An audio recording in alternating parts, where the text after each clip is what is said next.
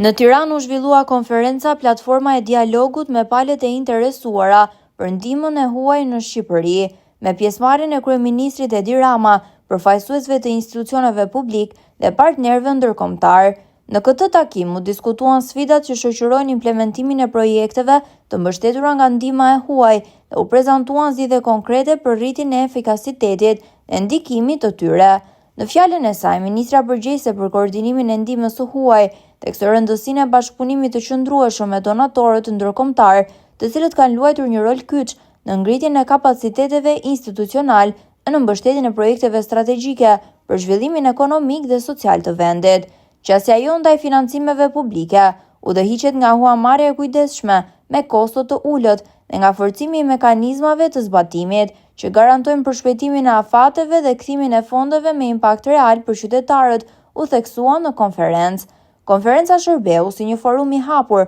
për dialog konstruktiv, transparent dhe angazhim të përbashkët në rrugën e zhvillimit të qëndrueshëm të Shqipërisë.